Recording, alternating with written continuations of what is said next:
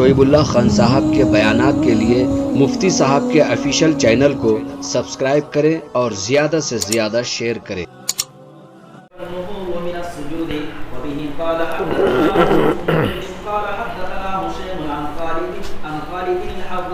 عن ابي قلابه عن مالك بن حويرث الليثي رضي الله عنه وعنهم انه راى رسول الله صلى الله عليه وسلم يصلي فقال اذا كان في وتر من صلاته لم ينم حتى يستوي جالسا. قال ابو عيسى حديث مالك بن حويرث حديث حسن صحيح والعمل عليه عند بعض اهل العلم وبه يقول اصحابنا.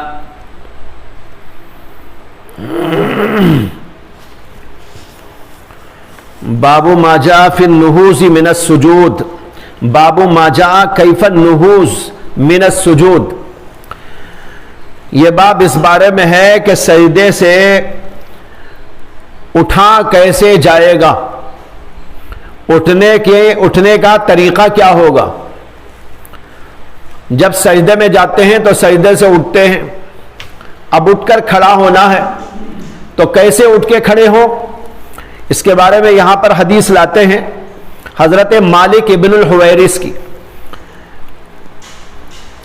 مالک ابن الحویرث کہتے ہیں انہو رأى النبی صلی اللہ علیہ وسلم یصلی، کہ انہوں نے اللہ کے نبی علیہ السلام کو نماز پڑھتے ہوئے دیکھا۔ فکان اذا کان فی وتر من صلاته لم ينہض حتی یستوی جالسا، جب اللہ کے نبی علیہ السلام اپنی نماز میں سے طاق میں ہوتے تو کھڑے نہ ہوتے جب تک کہ اچھی طرح بیٹھ نہ جاتے۔ یہاں لفظ آیا وتر، وتر کے معنی طاق، یہاں وتر کی نماز مراد نہیں ہے کہ آپ یہ ترجمہ کریں کان فی وتر من صلاتی، اپنی نماز میں سے وتر کی نماز میں ہوتے، وتر کی نماز مراد نہیں ہے۔ نماز میں جو طاق عدد کی رکعت ہے وہ ہے تیسری رکعت اور پہلی رکعت۔ پہلی رکعت پڑھنے کے بعد اور تیسری رکعت پڑھنے کے بعد جب آپ نماز میں اٹھ کے کھڑے ہونا چاہتے سجدے سے، لم ینہض، تو آپ کھڑے نہ ہوتے تھے، حتی یستوی جالسا، یہاں تک کہ اچھی طرح بیٹھ نہ جاتے۔ تو ایک رکعت پڑھنے کے بعد سجدہ کر کے جب اٹھ کے کھڑے ہونا چاہتے اللہ کے نبی بیٹھ جاتے، اچھی طرح بیٹھ کر پھر اٹھ کے کھڑے ہوتے۔ اسی طرح تیسری رکعت میں جب اٹھنا چاہتے تو وہاں بھی بیٹھ جاتے اور پھر اس کے بعد اٹھ کے کھڑے ہوتے۔ یہ ہے وتر، پہلی رکعت اور تیسری رکعت۔ تو پہلی اور تیسری رکعت میں کھڑے ہونے کا طریقہ یہ تھا کہ اٹھ کر بیٹھتے اور پھر کھڑے ہوتے۔ یہ بتایا ہے حضرت مالک ابن الحویرث رضی اللہ تعالی عنہ نے۔ اس کی وجہ سے امام شافعی رحمت اللہ علیہ نے نماز میں جلسہ استراحت کو سنت اور مستحب قرار دیا ہے۔ اس کا نام ہے جلسہ استراحت، یعنی پہلی رکعت پڑھنے کے بعد اٹھ کر تھوڑا بیٹھے، تیسری رکعت پڑھنے کے بعد بھی بیٹھے، بیٹھنے کے بعد پھر کھڑا ہو جائے۔ اس کا نام جلسہ استراحت، کیا مانے؟ آرام کا وقفہ، آرام کے لیے تھوڑی دیر بیٹھنا۔ یہ اس حدیث میں آیا ہے، اور اس ایک حدیث کے علاوہ کسی حدیث میں اس کا ذکر موجود نہیں۔ تمام کی تمام احادیث سے یہ معلوم ہوتا ہے کہ اللہ کے نبی علیہ السلام سجدے سے تیسری رکعت میں اور پہلی رکعت میں اٹھ کر کھڑے ہو جاتے تھے، لیکن بیٹھتے اور پھر کھڑے ہوتے۔ اس کا ذکر اسی ایک حدیث میں ہے جو حضرت مالک ابن الحویرث رضی اللہ تعالیٰ عنہ سے مروی ہے۔ جمہور علماء کے نزدیک یہ جائز تو ہے، لیکن مستحب و سنت اور کوئی مستقل طور پر نماز کا عمل نہیں ہے۔ اگر کسی کو سانس مثلاً پھول رہی ہے، وہ ذرا سا بیٹھ کر سہارا لے کے اٹھ جانا چاہتا ہے، کر لے، کوئی بات نہیں، گناہ کی بات تو ہے نہیں۔ لیکن کوئی سنت نہیں ہے. سنت یہ ہے بغیر بیٹھے سیدھا کھڑا ہو جائے.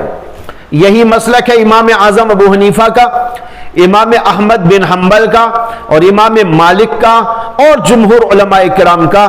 وہ سب کے سب کہتے ہیں کہ بیٹھنے کی ضرورت نہیں بلکہ سیدھا کھڑا ہو جانا چاہیے. اور ان حضرات کے نزدیک اس کی وجہ یہ ہے کہ رسول اللہ صلی اللہ علیہ وسلم کی نماز کا طریقہ بیان کرنے والے سینکڑوں صحابہ میں سے صرف ایک صحابی حضرت مالک ابن الحویرث ہیں جو اس کو روایت کر رہے ہیں. حالانکہ نماز کا معاملہ تو روزانہ 5 وقت پیش آتا تھا، تمام صحابہ حضور کو دیکھتے تھے، لیکن اس کے باوجود ایک صحابی روایت کر رہے ہیں روزانہ 5 دفعہ زندگی بھر. ارے بھائی اتنا اہم یہ کام ہوتا اور اللہ کے رسول ہمیشہ یہ کیا کرتے، تو کیا وجہ ہے کہ ابو بکر روایت نہیں کرتے؟ کیا وجہ ہے کہ عبداللہ بن مسعود روایت نہیں کرتے؟ جبکہ چھوٹی چھوٹی باتیں لوگ روایت کرتے ہیں، لیکن مالک ابن الحویرث کے علاوہ یہ عمل کسی نے بھی روایت نہیں کیا. تو اس سے معلوم ہوتا ہے یہ مستقل سنت نہیں تھی، بلکہ کبھی اتفاقاً حضور نے ایسا کیا اور اتفاقاً حضرت مالک ابن الحویرث نے دیکھ لیا. تو اتفاقاً کرنا تھا، اتفاقاً دیکھ لینا تھا، اس کو انہوں نے روایت کر دیا. لیکن وہ بھی اس کو مستقل کوئی سنت بیان نہیں کر رہے. انہوں نے جو کچھ دیکھا اللہ کے نبی کے اعمال میں سے اس کو انہوں نے بیان کر دیا. صحابہ کا طریقہ یہ تھا اللہ کے نبی کی جو ادا بھی وہ دیکھتے تھے اس کو روایت کر دیتے تھے. انہوں نے جو دیکھا اس کو روایت کر دیا. دوسرے کے بعد محدثین نے حضرت ابو حمید الساعدی سے اور بعض نے حضرت عباس یا عیاش سے روایت کیا ہے کہ انہوں نے کہا کہ رسول اللہ صلی اللہ علیہ وسلم نے دوسرے سجدے کی تکبیر کہی اور سجدہ کیا، پھر تکبیر کہی اور کھڑے ہو گئے اور نہیں بیٹھے.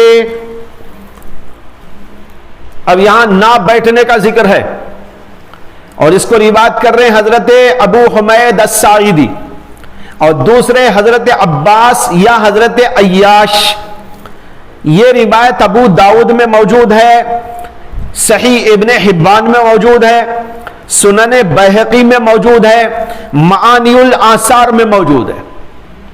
4 کتابوں کا حوالہ دیا: ابو داؤد، صحیح ابن حبان، سنن بیہقی کبریٰ، تحاوی کی معانی الآثار. اس کے اندر ہے وَلَمْ يَجْلِسْ، آپ کھڑے ہو گئے اور نہیں بیٹھے. اس سے معلوم ہوا کہ اللہ کے رسول صلی اللہ علیہ وسلم کا عمل یہ تھا کہ آپ دوسرے سجدے کے بعد سیدھے کھڑے ہو جاتے تھے اور جلسے استراحت نہیں فرماتے تھے. نیز متعدد صحابہ سے روایات آئی ہیں، جیسے حضرت ابو ہریرہ رضی اللہ عنہ روایت کرتے ہیں کان النبی صلی اللہ علیہ وسلم ینہض فی الصلاۃ علی صدور قدمیہ. اللہ کے رسول علیہ السلام اپنے قدموں کے صدور پر کھڑے ہو جاتے تھے، یعنی نماز سے اٹھ کے سیدھے کھڑے ہو جاتے تھے، بیٹھنے کا سوال ہی نہیں. صدور قدمین پر یعنی اپنی انگلیوں کے بل کھڑے ہو جاتے تھے. یہ حدیث جو حضرت ابو ہریرہ رضی اللہ تعالی عنہ نے بیان کی ہے، اس کو امام ترمذی نے بھی روایت کیا، آگے آ رہی ہے، اور امام طبرانی نے بھی اور امام بیہقی نے بھی روایت کیا ہے. اور امام ترمذی اس کو روایت کرنے کے بعد میں کہتے ہیں علیہ العمل عند اہل العلم یختارون ان ینہض الرجل فی الصلاۃ علی صدور قدمیہ. علماء کا اسی پر عمل ہے، وہ اس بات کو پسند کرتے ہیں کہ آدمی اپنے صدور قدمین پر کھڑا ہو جائے. یہ بات آگے آ رہی ہے، وہاں پر کلام کیا جائے گا. بتانا یہ ہے کہ حضور کا عمل یہی تھا، اور صحابہ میں سے بھی متعدد صحابہ کا عمل یہی تھا. کہ بس وہ بیٹھتے نہیں تھے، سیدھے کھڑے ہو جاتے تھے صدور قدمین پر۔ صحابہ میں سے عبداللہ بن مسعود، حضرت علی وغیرہ سے یہی ثابت ہے۔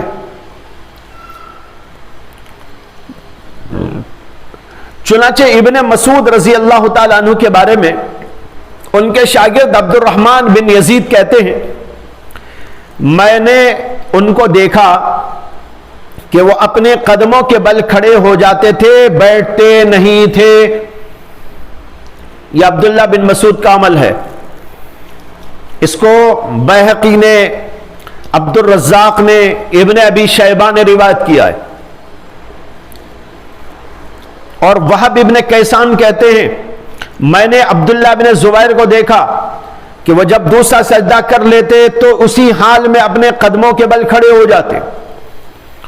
اسی طریقے پر حضرت علی سے مروی ہے اور بھی متعدد صحابہ سے مروی ہے۔ یہ سب تخریجات احادیث کی میری کتاب دلیل نماز کے اندر موجود، جس کو رجوع کرنا ہو وہاں سے رجوع کر لیں، حوالے پورے اس کے اندر آپ کو مل جائیں گے۔ تو بتانا یہ ہے کہ جمہور صحابہ کا عمل بھی یہی تھا کہ بس دوسرے سجدے سے فارغ ہوتے، صدور قدمین پر بغیر بیٹھے کھڑے ہو جاتے تھے۔ یہی طریقہ جمہور علماء نے اپنایا ہے۔ چنانچہ امام ابن عبد البر مالکی نے التمہید کے اندر لکھا ہے، قال مالک والاوزاعی والثوری وابو حنیفہ واصحابہ ینہض علی صدور قدمیہ ولا یجلس۔ امام مالک کہتے ہیں، اوزاعی کہتے ہیں، ثوری کہتے ہیں، ابو حنیفہ کہتے ہیں اور ان کے اصحاب کہتے ہیں کہ آدمی اپنے صدور قدمین پر کھڑا ہو جائے اور نہ بیٹھے۔ اور وروا ذالکا وروی ذالکا عن ابن مسعود وابن عمر وابن عباس، یہ سب روایت کیا گیا ہے عبداللہ بن مسعود، ابن عمر، ابن عباس سے۔ نعمان ابن ابی عیاش نے کہا، ادرکت غیر واحد من اصحاب النبی صلی اللہ علیہ وسلم یفعل ذلک، میں نے تو بے شمار صحابہ کو دیکھا وہ اسی طرح کرتے تھے۔ اور ابو الزناد نے کہا، تلک السنہ، سنت یہی ہے۔ وبه قال احمد بن حنبل واسحاق بن راہویہ قال احمد واکثر الاحادیث علی ھذا، امام احمد بھی یہی کہتے ہیں، امام اسحاق بھی یہی کہتے ہیں اور اکثر احادیث میں بھی یہی بات وارد ہوئی ہے۔ یہ امام ابن عبد البر مالکی نے اپنی کتاب التمہید کے اندر ذکر کیا ہے، اس کے حوالے کے ساتھ میں نے آپ کے سامنے یہ بات رکھی۔ بہرحال یہ طریقہ نہوض، کیف النہوض فی السجود، من السجود، سجدے سے اٹھ کر کیسے کھڑے ہونا چاہیے۔ امام شافعی صرف کہتے ہیں کہ جلسے استراحت کرنا چاہیے، باقی علماء کہتے ہیں نہیں کرنا چاہیے اور سیدھے کھڑے ہونا چاہیے۔ ان کی دلیلیں آپ کے سامنے ذکر کر دی گئی۔ باب منہ، اسی کا ایک باب، اس کے اندر وہ حدیث آئی ابو ہریرہ کی جس کو ابھی میں نے آپ کے سامنے ذکر کیا، کان النبی صلی اللہ علیہ وسلم ینہض فی الصلاۃ علی صدور قدمیہ۔ امام ترمذی کہتے ہیں یہ ابو ہریرہ رضی اللہ عنہ کی حدیث، اسی پر عمل ہے اہل علم کے نزدیک۔ یختارون ان ینہض الرجل فی الصلاۃ علی صدور قدمیہ، لیکن یہ حدیث ضعیف ہے، عمل اسی پر ہے، حدیث ضعیف ہے۔ دیکھو بعض حدیثیں صحیح ہوتی ہیں، علماء کا عمل اس پر نہیں۔ ابھی اوپر حدیث گزری مالک ابن الحویرث کی، امام ترمذی نے کہا حدیث مالک ابن الحویرث حدیث حسن صحیح۔ یہاں پر کہہ رہے ہیں کہ یہ حدیث عمل علماء کا اسی پر ہے، لیکن اس کے اندر راوی ضعیف ہے۔ خالد ابن الیاس ہوا ضعیف عند اہل الحدیث، یہ علماء کے نزدیک ضعیف راوی ہے۔ اس کو خالد ابن الیاس بھی کہتے ہیں اور خالد ابن ایاس بھی کہتے ہیں۔ یہ راوی ضعیف قرار دیا گیا، لیکن روایت ضعیف ہونے کے باوجود علماء کا عمل اسی پر ہے۔ ابھی آپ نے لمبی چوڑی فہرست امام ابن عبد البر مالکی کے حوالے سے سنی، امام مالک وہی کہتے ہیں، سوری وہی کہتے ہیں، اوزائی وہی کہتے ہیں، ابو حنیفہ وہی کہتے ہیں، امام احمد وہی کہتے ہیں، اسحاق بن راہویہ وہی کہتے ہیں، اور کئی بزرگوں کا نام انہوں نے لیا. انہوں نے کہا صحابہ جمہور ہم نے یہی کرتے ہوئے دیکھا، تلک السنہ، اور یہ سنت بھی ہے. لیکن یہاں حدیث جو آ رہی ہے ضعیف ہے. کوئی مضائقہ نہیں، گھبرانے کی ضرورت نہیں. اسے کہ صحابہ کا عمل اور تابعین کا عمل، تبع تابعین کا عمل، علماء کا، جمہور کا اسی پر عمل ہونا حدیث کے قوی ہونے کی باطنی دلیل ہے، ظاہری دلیل نہیں، باطنی دلیل ہے. ظاہری دلیل تو سند ہوتی ہے، اس نے یہ روایت کیا، اس نے اس سے روایت کیا، بھائی سند کو دیکھو راوی کیسے ہیں. لیکن ایک باطنی دلیل ہوتی ہے. یہ باطنی دلیل ایسی ہے کہ جو ہے اس کو تقویت پہنچا رہی ہے. تو امام ترمذی نے اس حدیث کے بارے میں کہا کہ یہ حدیث ضعیف ہے، کیونکہ اس کی سند میں خالد ابن ایاس یا خالد ابن الیاس راوی ہیں، اور یہ محدثین کے نزدیک ضعیف ہیں، اور ان پر کلام مشہور ہے جو کتب رجال میں درج ہے.